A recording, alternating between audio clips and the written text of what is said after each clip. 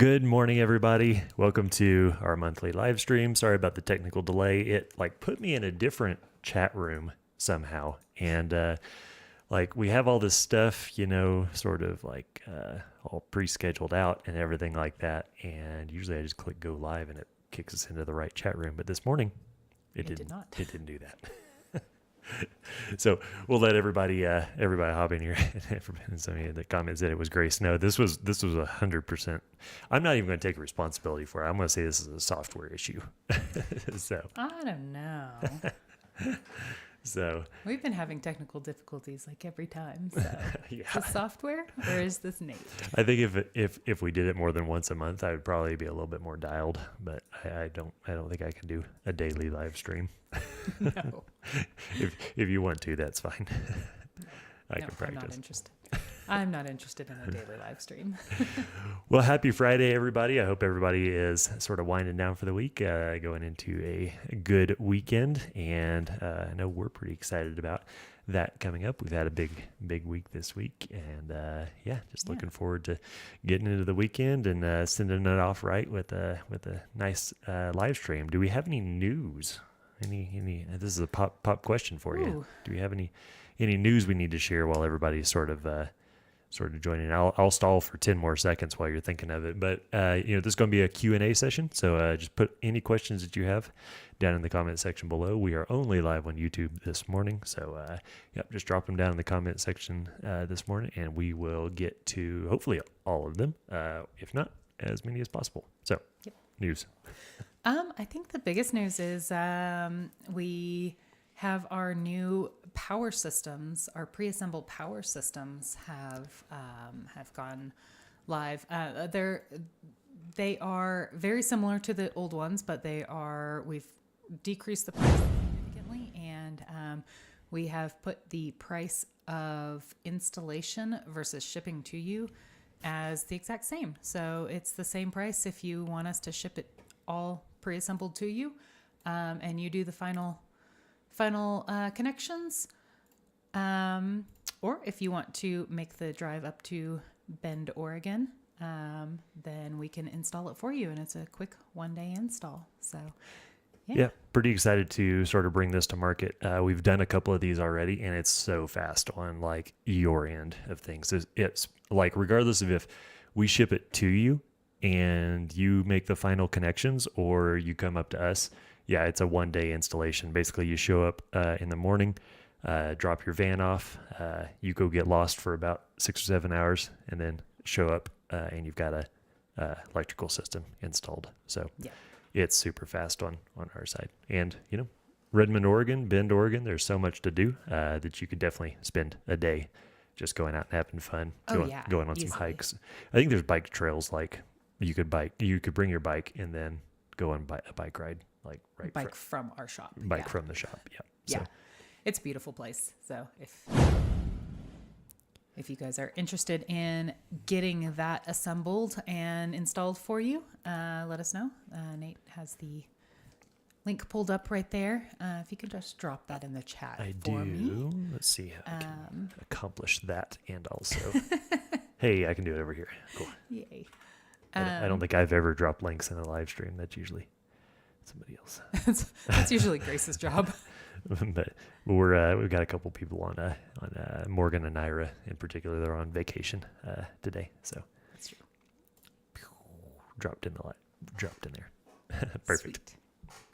Okay, cool. Well, that's our advertisement for this. This live stream is sponsored by that Power Box. So please go buy them. So please go buy that. Keep our installation team busy. Okay, let's get into the questions. Actually, before we get into the questions, we're going to make a dedicated video about this, but do we want to give a 2-minute, how tariffs are affecting everything that we have in the store? Oh, you're going to put me on the spot. Okay. You're putting me on the spot a lot this morning. It's 9:09. You didn't do the homework? No, I didn't. So tariffs are definitely affecting us, as they're affecting everybody. The main thing that they've affected so far has been batteries. Pretty much all lithium comes from China. So our batteries have seen depending on the manufacturer, anywhere from a 25 to 35% increase in prices. So, that's super unfortunate, but that is kind of what it is. Everything else in our store, we haven't seen a massive increase just yet. I will say, a lot of our products our store is pretty diverse in where our products come from. So, they might be from Malaysia or India or the United States or Canada or whatever. And so, we're not seeing like sweeping 30% increases across our store. We haven't actually increased anything on our kits. Our kits haven't increased in price at all. No, one kit. We had one kit that increased in price. Or did you not even worry about that? I didn't increase that one. We had one. It was like a $5 increase, and I couldn't bring myself to do it. It's not a very popular kit. It was some kind of 48 volt system kit, I think. But it was like, it wasn't a really popular kit, and it increased the price $5. And so Steph was basically like, I don't think that's worth my time. Yeah, just out of principle, I couldn't do it, and I wanted to be able to say that we haven't increased any of our prices. So it was a marketing. It was a marketing ploy. That makes sense. Okay, I probably would have done the same thing. I'm going to expense that to marketing now. Hey, just hang on just a second. Yeah, so a lot, and it's kind of interesting too. Like, because the tariffs are different percentages based on country of origin, and so like as far as Victron components go, the biggest price increase on Victron components was in stuff that we carry was the batteries. That's the biggest one. But as far as like things that everybody, because not everybody gets a Victron battery system that comes from our store. We have them available if you like them, but we have other options. The only thing that like there's no other options for is like data cables, specifically like the Victron VE Direct cables. I guess those are made in China, so they were hit with the heaviest tariff. But like. Oh, true. But like a per item, like they're so inexpensive as it is. They went from like $12 to $13, and that was a 30% increase or whatever it was. Yeah, exactly. Because so it's like low priced item, gets a increase in price. It's like it could add up if you had like 100 of them in your system, but that's not really a thing. Like, for example, a solar charge controller here, these didn't go up in price at all, correct? I don't think at all. No, they didn't. Yeah, I mean, Victron's probably taking the hit on the tariffs on these because these are made in. I think it's on the other side. It's on this side. Made in India. And so I do believe there are additional tariffs placed on items coming from India, but it's not near as much as items coming from China. So I think Victron's just sort of absorbing that to a degree, which is nice. Our wire and stuff like that is primarily made in the U.S. Where the copper is coming from, where the insulation's coming from, we don't know. We can't dig that far back into where it's being mined from and schmelted and everything. So we're not sure. But ultimately, it hasn't been terrible in general. So some increases, but not as many as, some. Not as many as media likes to make it out to be, I guess. So anyway, let's get into the questions. We've got a build up now that I've stalled for 10 minutes. Well, do we have a build up? Are we, is something wrong with my chat? Because I don't see any more. Any additional? Additional questions, or are you guys just enjoying listening to us talk? Just listening to tariff information. That's a thrilling conversation. Thrilling. No, I do have a few questions here, so we can get into those. Perfect. Just keep dropping those questions in the chat if you've got any. David asked, I have three groups of 2 solar panels in parallel into a 3-port ZAMP combiner box. Should I have an inline fuse before they're put into parallel? ZAMP is reverse polarity. Do I need a holder? Probably. If you've got, let's see, 3 groups. So that'd be 3 series strings in parallel. It sounds like usually at that point in time you do, because the series string array, or let's see, how do I say that? The series string amperage. It's the total array amperage. That's what it is. The total array amperage likely exceeds the series fuse rating of that. And so each series string would even need a fuse. We actually have a video that talks about what size of fuse and if you even need fuses for a parallel wired solar array like that. So if you Google search or if you YouTube search Explorers Life when to fuse a solar array, that video will pop up unless Grace is able to drop a link. So either way, that video will help you out there. So yeah, it all depends on the actual array amperage and the specs of the individual solar panels. Cool. Eric asked when we are coming to Europe to see how things are done there. Yeah, we don't have anything like on the immediate radar. I would like to. Yeah, it would be super cool. So yeah, nothing on the immediate radar. It's just one of those time commitment kind of things. So it is. That's tough. Yeah, it's real tough because, as far as like how things are done in Europe and stuff like that, like understand that this YouTube channel is now 100% funded by purchasers from shop.explorers.life. And a lot of people aren't purchasing from Europe because of import duties and import taxes and import fees and stuff like that. So basically we would have to open up a European warehouse and that's just, we're a couple years out from that. So yeah, agreed. But we hope to one day. Yes, very much so. Jennifer asked, how does the watchdog work with the Multiplus 2? And there's actually another question here about this. So is there a reason to run a surge protector like the watchdog in a system with a Multiplus 2 2X120? Both of those questions kind of related. Yeah, but that question is on surge protectors. And I think a surge protector is a good idea for realistically like any electrical device, whether that's your entire RV or it's, your computer or whatever the case is. Lightning strikes, a couple miles away or whatever the case is, it could send a little bit of an electrical surge through the lines. And, that's what those surge protectors are sort of like their primary devices are. Now, I think the question is specifically in the watchdog. The watchdog is a little bit more advanced, a little more sophisticated, surge protector that's got a couple additional features in it, like neutral monitoring, and just if you've got like an open neutral, it's going to throw a fault code.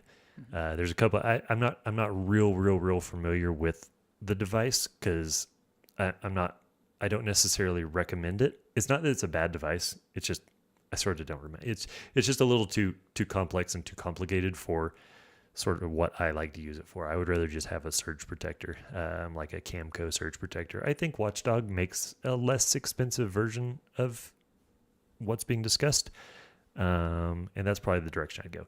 Now, I think a lot of people get the one that's hardwired, and I strongly don't recommend that one because if you're having issues with your electrical system, and you email in for tech support, I'm going to ask you to remove the surge protector just to rule out that causing a problem. Now, if you have a hardwired version of it, then that's going to require unwiring something and then splicing wires back together, and it's just a pain. What I recommend is one of the surge protectors that you simply plug into the shore power pedestal at the campground, and then you plug in your shore power cord into that. And so it's just like a power strip you would have around your house, more or less, except rated for 50 amps or 30 amps or whatever the shore power capacity of your RV is. And so that's what I would do, because if we have to troubleshoot something and I have to ask you to remove that, then that's going to take you 20 seconds maybe, if it's stuck. Like if it's a little hard to get out of the outlet or something, it'll take you 15 seconds otherwise. So that's sort of the the pros and cons of what I sort of look at for surge protectors and recommends. Recommends. Recommends. Oh, wow. Okay, never mind. Tried to make fun of you and I'm messing it up myself. It's called karma. Okay. Okay. Back on tariffs. Ray asked, how is it going with Red Arc components? I assume this was back on tariffs. I think you asked that while we were talking about tariffs, but so far we actually haven't seen any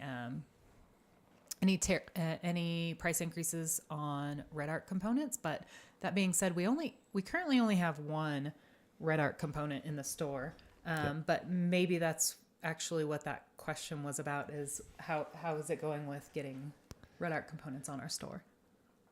How is it actually going with getting Red Arc components on the store? So we've got the Red Arc TV MS on the store, and it's just sort of hanging out there because we have a video coming out about it soon. I think it's in 2 weeks, maybe 2 or 3 weeks. And I don't think I've gotten any emails about Red Arc announcing price increases due to tariffs. Neither. Yeah, I'm not 100% sure specifically what country all their components are manufactured in. I'm sure it's not the U.S., but No. well, Probably not Australia either. yeah, they're in Australia. Oh, actually, They're in they Australia. might be.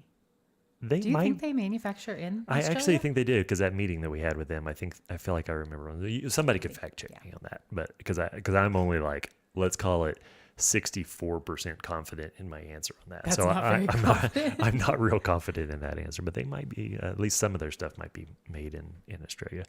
But yeah, as far as like tariffs, I haven't seen any price increase announcements for Red Arc components coming through.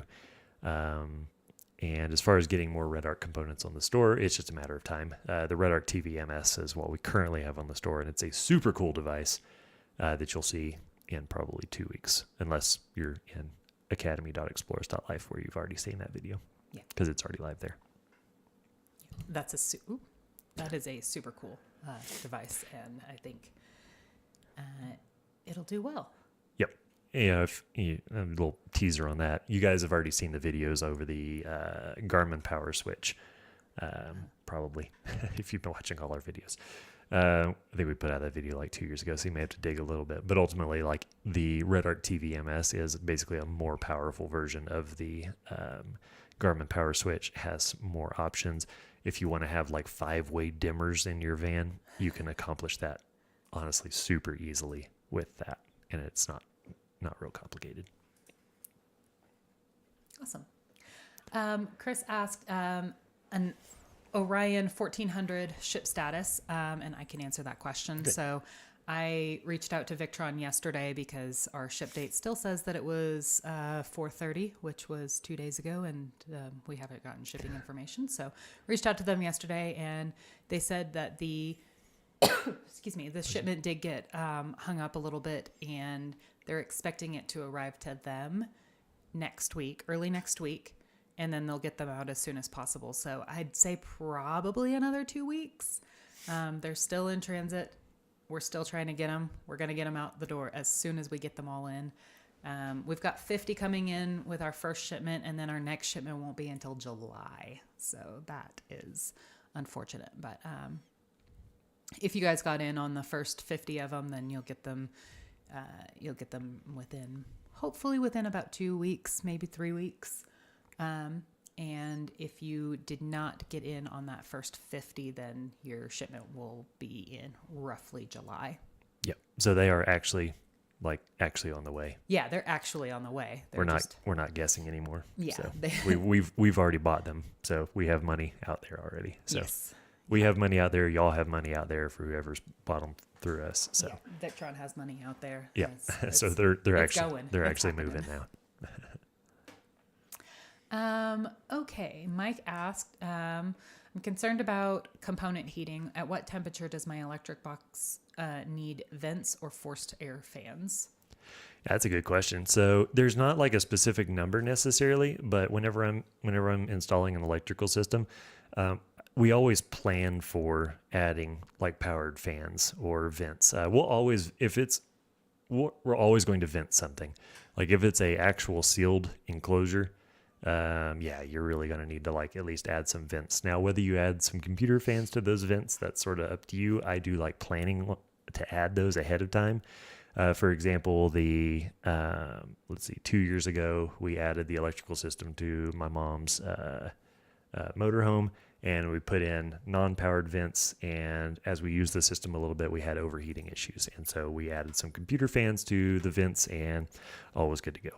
So, it's one of those things where it's like your Victron components are going to let you know if they get too hot. They're going to give you errors and alarms and all that kind of stuff and say, hey, we're throttling back. Maybe find a way to cool us down. And then you can do that. So whether or not you do it right off the bat, it's up to you. But at least make a plan for it so that you're not having to make a mess with it after the fact. Yep. Cool. Orion asked, is there a way to get my Xpeon 360 EX1 450 amp hour battery to connect to my Acrono? Is it via Bluetooth? It wouldn't be Bluetooth. Pretty much nothing connects to the Acrono via Bluetooth. So it would be a wired connection.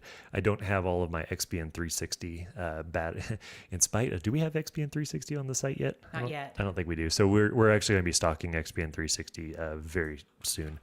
And I just don't have the model numbers memorized just yet, but that would be a wired connection. I do believe that's going to be RJ45 to CAN bus. Is going to be that connection. So, yeah. Clifton Conversions said, I bought a system from you. If you remember, ground and tow vehicle arrays. It came with one array disconnect. I wired it for the tow vehicle because the larger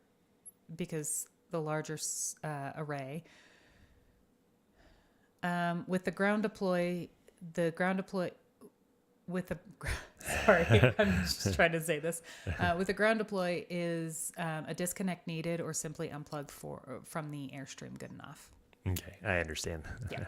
I understand this. So, yeah, the question there is, if you're installing a ground deploy solar array, solar panels that you just kind of plop out on the ground and then run a wire to the port on the side of your RV, does that need an isolator?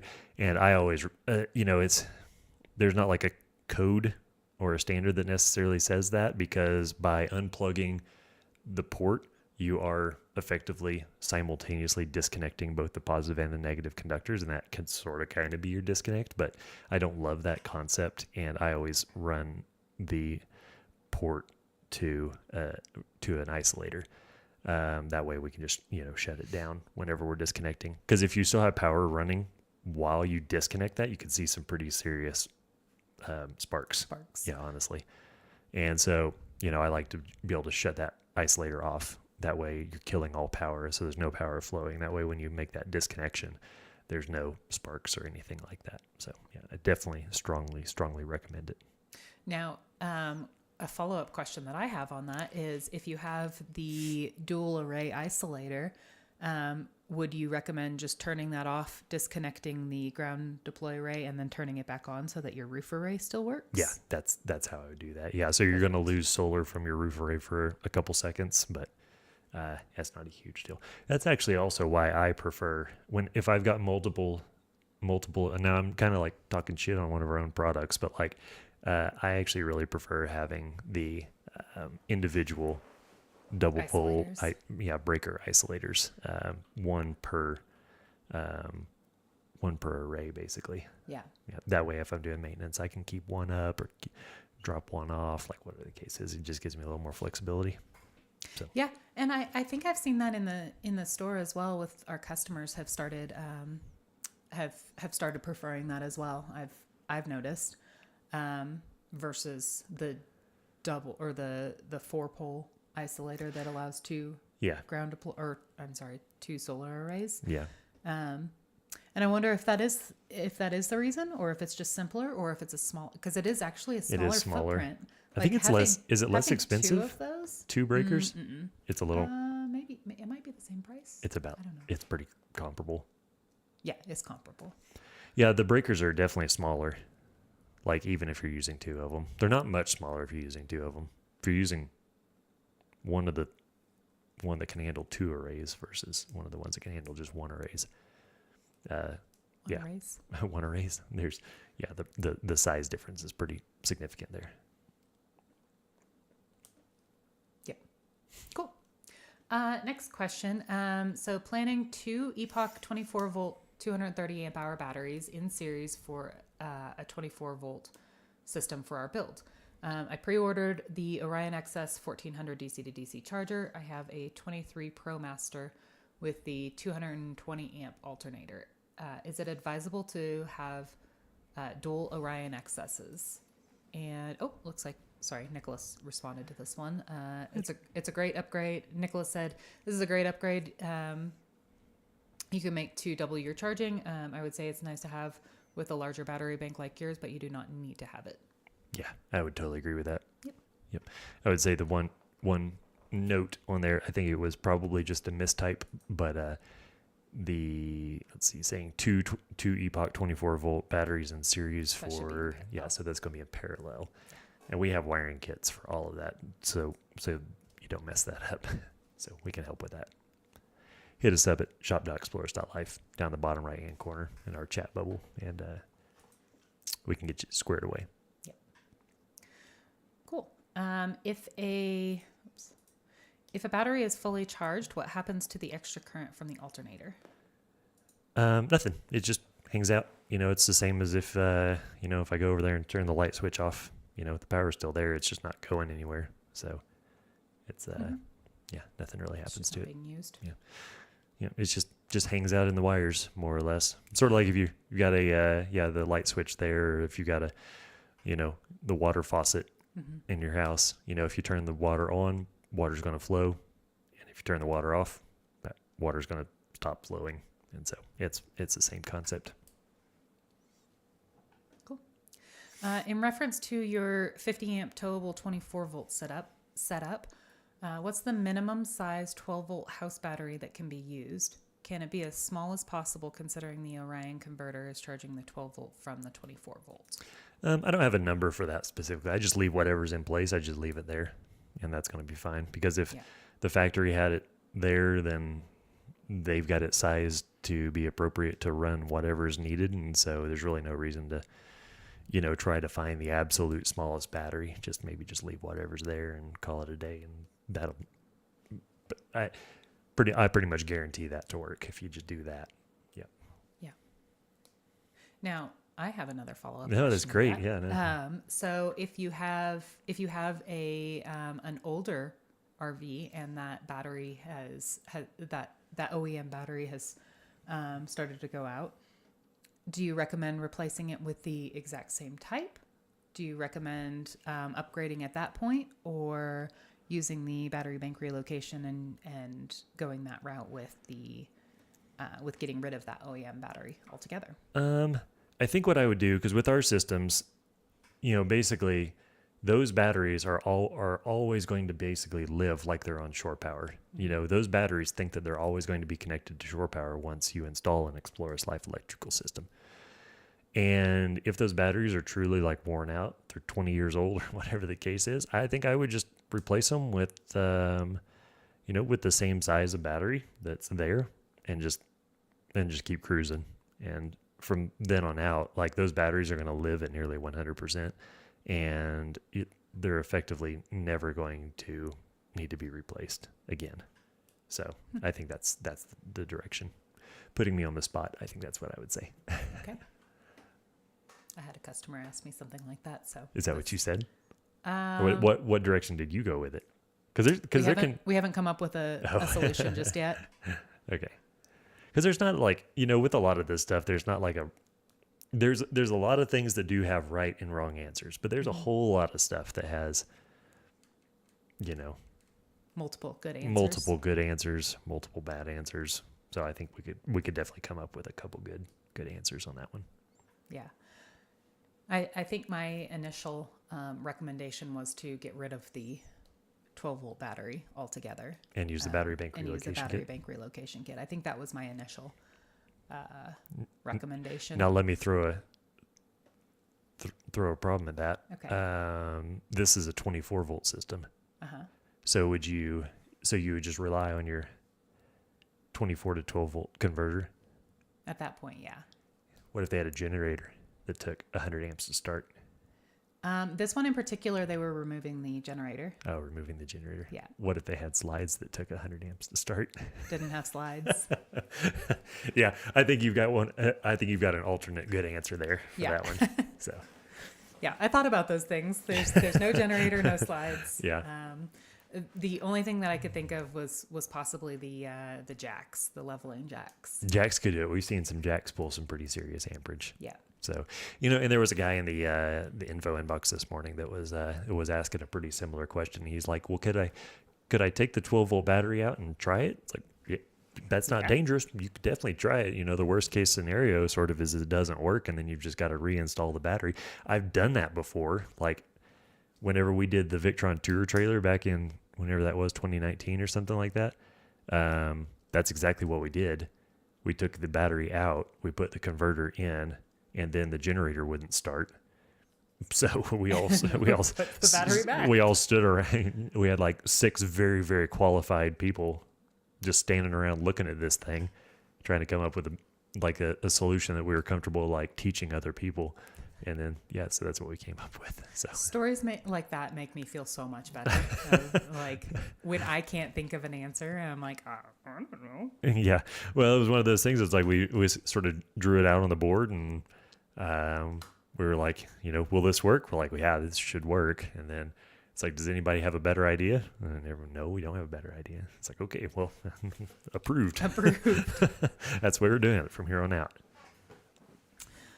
Oh, okay. Moving on to the next question. That was a great question. That was a good question. Do you recommend sustain mode when you're no longer, do you recommend sustain mode when on longer term shore power? That's a good question too. So if you're using lithium batteries, I don't recommend that because ultimately, if you properly programmed your system and so sustain mode and storage mode, Victron calls it storage mode, but they're the same thing, I think.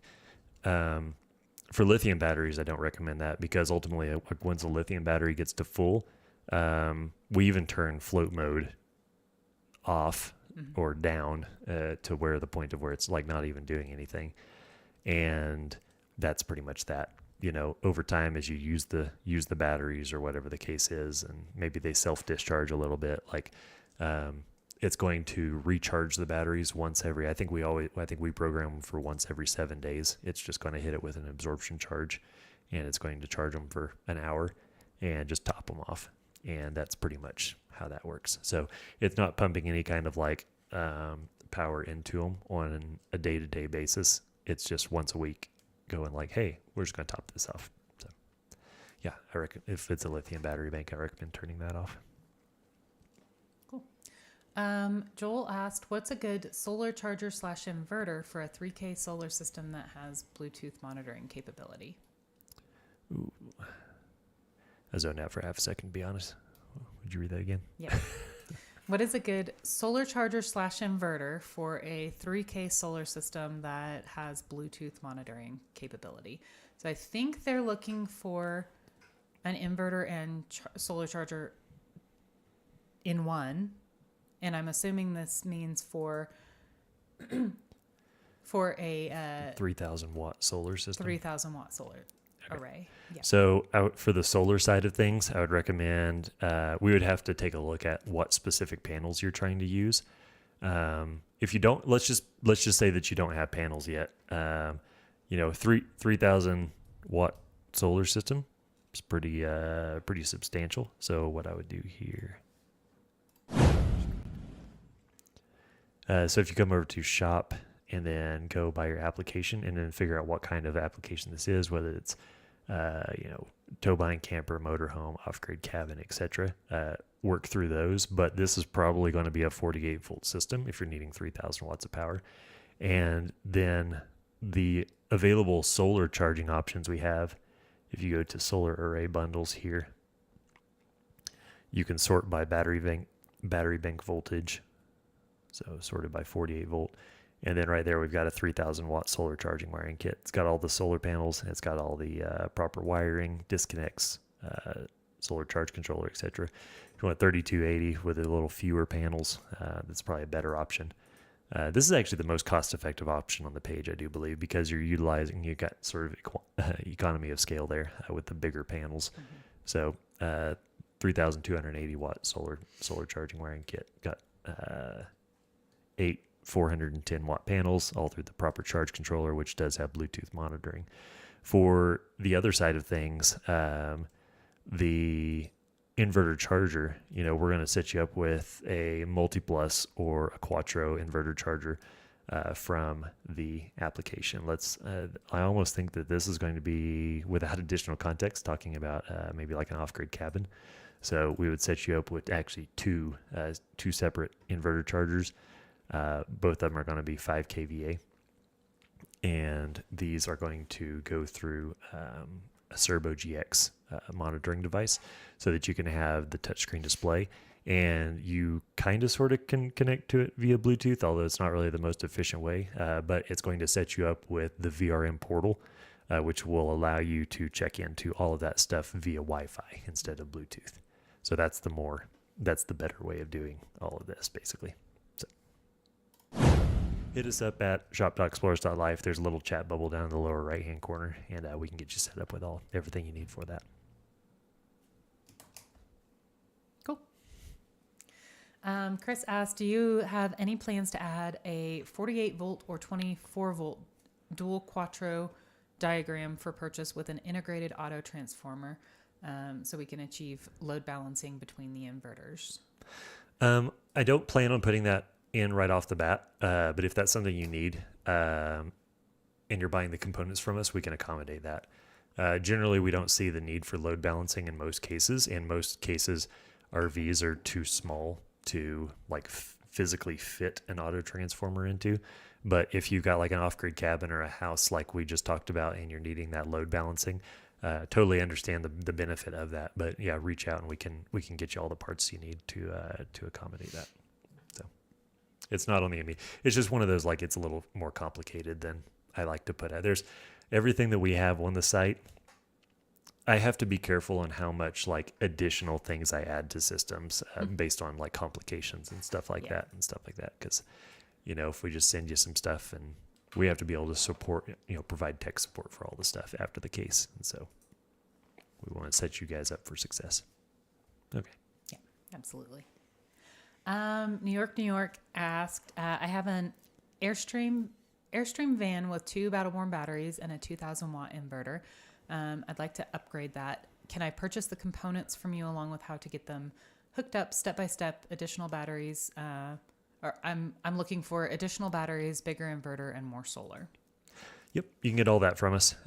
We can sort of dive into what you've already got. We've got the motor, if you reach out through the little chat bubble down here on the bottom right, we can kind of take a look at that. But if you just kind of want to browse over the weekend and sort of brainstorm, if you go up here to shop, that Airstream van is considered a motorhome. Yeah. So just go to customizable electrical systems, and then you can sort of choose which size of electrical system you need. Go ahead and sort over here by whatever you need. An Airstream van, I would be willing to bet the coldest logger in the land that's probably a 30 amp shore power inlet. And then you've got some options. So our Explorer Lite system, it features a multi-plus 2 kVA inverter charger. And so that sounds like pretty much what you have for the most part. So that's, if you're looking to get a bigger one, then that's not going to be great. The Explorer features a multi-plus 3 kVA inverter charger, and the Explorer More features a 5 kVA inverter charger. Now, depending on how much space you have available in your Airstream van, the Explorer More might start getting sort of hard to fit physically, because it does require a pretty substantial battery bank, 800 amp hours at 12 volts worth of batteries, or 400 amp hours at 24 volts. Now with the Epoch 24 volt batteries, it would be 2 of those, and that gets a lot smaller than they have been historically. But that's sort of the direction. I would send you to sort of do some self-investigation over the weekend, and then you can reach out through our chat support down here, and we can get you pointed in the right direction for a little more strategic options. Yeah. Awesome. I'm going to take 2 seconds to just acknowledge our customer service team, because this is the first live stream that we've done since we brought them on board. So we have 2 new folks with us, Anna and CJ, and I believe Anna is on currently. But yeah, when you reach out at shop.explorers.life in that chat bubble, more often than not at this point, you're going to be getting either Anna or CJ, and they're going to be helping you guys build your systems, build out the carts, answer all of your questions, and they've been doing an amazing job. We've had them on for almost exactly a month at Yeah, this point. nearly a month. So Yeah, really cool to have them on board. It's been really cool to see sort of their interactions with everybody who emails in, because we get, your typical day. We usually have whatever, anywhere from 60 to 80 messages in a morning. So there's a lot of messages coming through, and it's been cool to see Anna and CJ's approach to a lot of this stuff, because like we talked about just a second ago, there could be 5 right answers, and it's been really cool to sort of see those different solutions come across and stuff like that, because I haven't been micromanaging them. I just sort of threw them out there, and they already had the knowledge and the education that they needed. They've been following along with our systems and kits for a long time at this point, and so it's really been really cool to sort of see that, but also to get you guys help in a more timely fashion than what I can do, just by myself, basically. So it's worked out really, really well. So those two will be sort of in the chat. We'll get them set up with an actual screen name and stuff like that, so they look a little more official. But Anna's down there. I see her in the chat right now. I think CJ's on. I don't think he's said anything just yet. So they're there. cool. Let's see. And one more. This is actually the last question that we have so far. Do you have any cheat sheets available for the programming for the apps in our system that we bought from you with 2 Epoch batteries? Yes, we do. And those, I'll show you. I'll just show you those. So I feel like this ends up on my to-do list after every live stream. Maybe I'll actually do it this time. So if you go to resources, all blog posts, and that kicks you over to the blog. These, for some reason, didn't end up in the menu of the store. Maybe Grace or Steph could add that to my to-do list. But if you go to down here, so if you're on the blog at this point up here, and you go to electrical component programming right here, and then scroll down to Victron programming guide. That's what you're after. Those are all the settings that you need.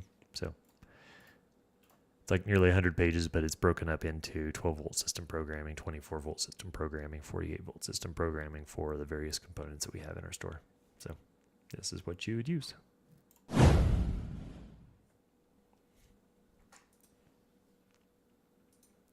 Okay. That's all the questions. So we've got... Here we are. Cool. 13 minutes left. If anybody has any additional questions, that's pretty much what we got. I'm pretty excited to have these. We missed last month.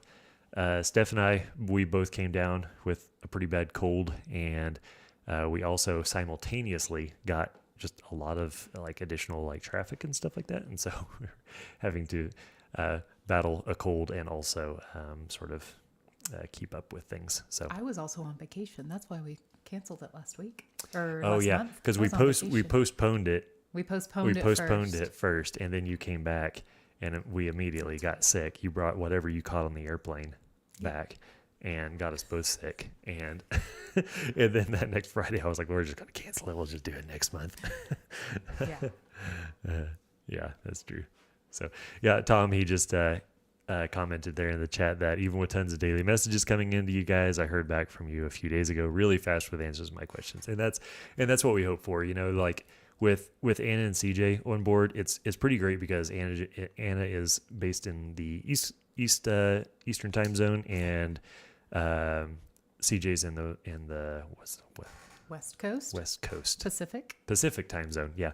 And so between the two of them, realistically, we've got a support agent available from, us. We're here in Mountain Time. And so for, 5 o'clock a.m. until CJ, he usually sometimes work. Oh, that's the other thing with CJ. He usually takes a pretty substantial break in the middle of the day and prefers to work a little bit later in the evenings. So he'll hop on in the morning and then take a couple hours at lunchtime or whatever the case is, and then hop back on. So pretty much if it's light outside, we've got a tech support agent online, generally speaking. Mm-hmm. So we kind of make their own hours to a degree. I, on the other hand, I'm usually handling my tech support stuff first thing in the morning, so 5:30 a.m. Mountain Standard Time, and then I usually only try to do that once a day, just because with videos and all this other stuff, I've usually got other items sort of going. on my to-do list, like fixing a menu so that the programming stuff is actually in the right spot. I can do that in like 30 seconds, and I have it pulled up, so I'll do it right after this live you're stream. the best. I just had to complain about it. Yeah. Looks like we got one more question in. Chris asked, what megafuses do you add for the 48 volt system? I know they're somewhat limited on smaller than 125 amp. So as far as megafuses go, we have all of the megafuses in the 48 volt systems that are properly sized. Now, if you're buying individual fuses from us, it's not guaranteed that they're going to be the proper voltage unless you reach out and specify that. We're in the process of switching everything over. Victron is actually in the process of switching all of their megafuses over from the smaller 32 volt megafuses to the higher 80 volt megafuses. But some of them just aren't available yet. So we're in a transition period right now. That's why they're not all like labeled as for sure these are 80 volt. They're kind of a mixed bag. But if you're buying a 48 volt system from us, if you're buying a 48 volt kit for us, you're for sure getting the correct voltage. Yeah. So yeah, I think that's the deal. If you're just buying just the fuses, just email in and let us know, and we'll make sure that you get the right ones. But if you're buying a 48 volt system, obviously we're going to send you fuses appropriate for 48 volt systems, because making sure you get all the right kits and parts is exactly what we do. That's our whole thing. Yeah. It's kind of our thing. It's exactly what we do. That's why we exist. So one of the other comments, let's see here. What was that? Mike said, great work on the Academy training modules. I can't wait for the next topics to be online. So yeah, let's take a quick second and explain what that comment's about. So if you don't know, we have the Explorers Life Mobile Marine and Off-Grid Electrical Academy going on currently. And what happens is it's basically every single video that we've produced over the last year and a half, organized into an e-learning style platform. So Chapter 1, electrical terminology. Chapter 2, system sizing. Chapter 3, way down here, wire basics, so on and so forth. All kinds of different lessons. Every single lesson is a video plus so it's got the video in there. Now, the videos are the same ones you see on YouTube. We're not trying to gatekeep or anything like that. So the videos are the same ones you see on YouTube, but the articles you have here are sort of just organized immediately underneath the video in a nice e-learning style format. And then every lesson is accompanied by a quiz, so you can sort of test yourself on comprehension or a discussion. So that's sort of how that works. So currently we are on Chapter 6, which is branch circuits, which you're seeing those in on the YouTube channel. We actually are already finished inside of the Academy with that, with the finishing of the Rogue TVMS, or Red Arc Rogue TVMS.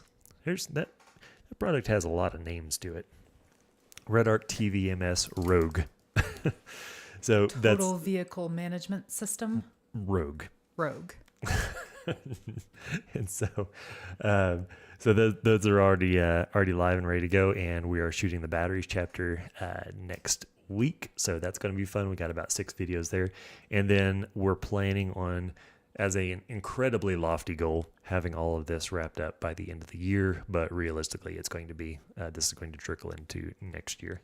But you're going to see this come out on the YouTube channel, dripped out over the next, realistically, like year and a half to 2 years. So This is live. Currently, it is a $99 course.